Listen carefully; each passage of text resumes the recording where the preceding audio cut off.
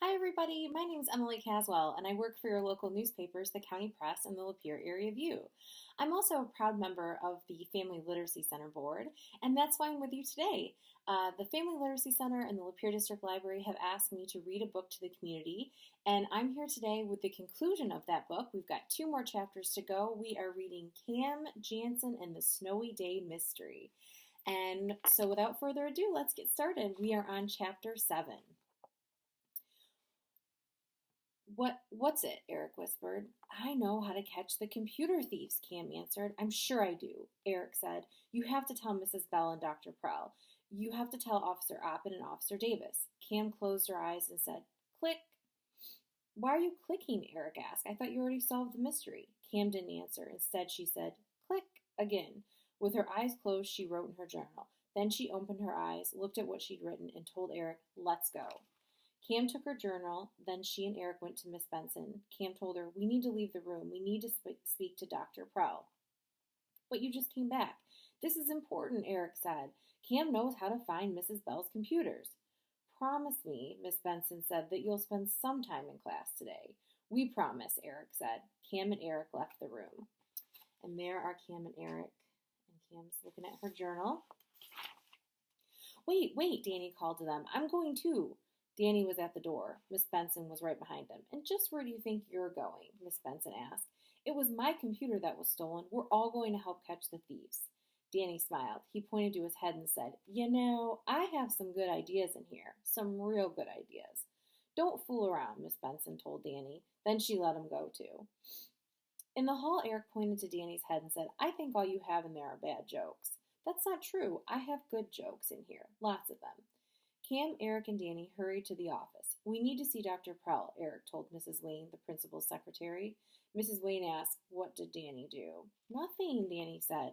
Was there a fight? Is someone hurt? Is someone sick? Mrs. Wayne asked. No, Danny said. It's about the computers. Oh, Mrs. Wayne said. She looked to be sure no one else was listening. Then she leaned forward and whispered, Did you know some computers were stolen? Yes, Eric said, and Cam knows how to catch the people who took them. And there are the kids talking to Mrs. Wayne. Oh, Mrs. Wayne said, you should tell that to Dr. Prell. Mrs. Wayne picked up the handset to her telephone. She pushed a button and told Dr. Prell that Cam, Eric, and Danny wanted to see her. She listened for a moment and then said, You may go right in. Dr. Prell was sitting by her desk. Cam told her, The thieves drove off with the computers in the trunk of their blue car. How do you know that? Dr. Prell asked. This morning, Cam began.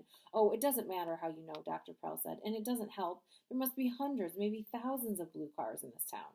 Cam opened her journal. But only one, Cam said, with the license plate BMY 241.